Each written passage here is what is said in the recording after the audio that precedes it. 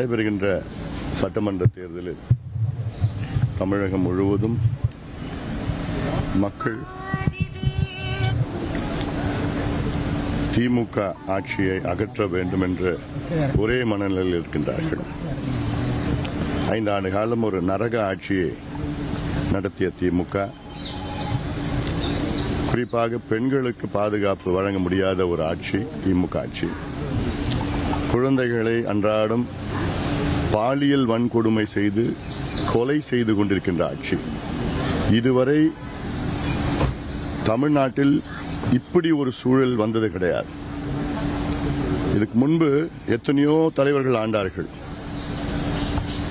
அவருடைய ஆட்சி காலத்தில் 2.5 வயசு குழந்தைய கெடுத்து கொலை செஞ்சிருக்காங்க, 8 வயசு குழந்தைய கொலை செய்கிறாங்க, 6 வயசு குழந்தை, 14 வயசு குழந்தை, 10 வயசு குழந்தை. இப்படி ஒரு சம்பவம் தமிழ்நாட்டில் நடந்தது கிடையாது. எப்பயோ ஒரு நடக்கும், 3 ஆண்டுகளுக்கு ஒரு முறை ஏதோ ஒரு நடக்கும். ஆனா தினம் நடந்துட்டு இருக்கு தமிழ்நாட்டில்.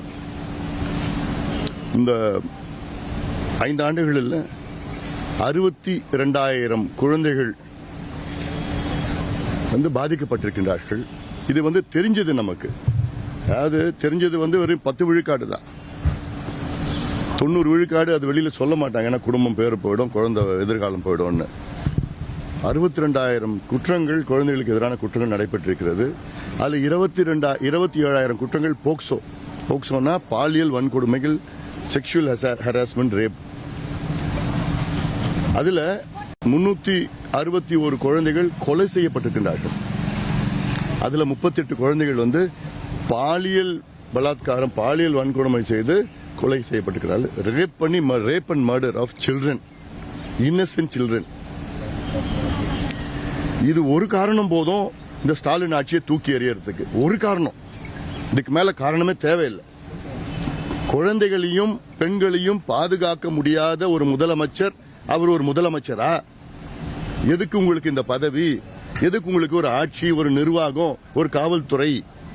முதலமைச்சர் காவல்துறைக்கு தலைவர், நேரடி தலைவர். ஏன்னா அவருடைய இலாக்கா தான் காவல்துறை வருது, அவர் தான் பொறுப்பு. ஒரு முதலமைச்சர் பெண்களுக்கும் குழந்தைகளுக்கும் பாதுகாப்பு வழங்க முடியவில்லை என்றால் அவருக்கு நிச்சயமாக மக்கள் வாக்களிக்க கூடாது, வாக்களிக்க மாட்டார்கள். அதன் பிறகுதான் உங்களுடைய வளர்ச்சியோ, திட்டமோ, விவசாயமோ, படிப்போ, கல்வியோ, வேலை வாய்ப்பு, சுகாதாரம். அதுக்கு பிறகு இந்த அடிப்படையிலேயே அவரால் நிர்வாகம் செய்ய முடியல, பாதுகாக்க முடியலன்னா மீண்டும் ஏன் மக்கள் திமுக வாக்களிக்கணும்?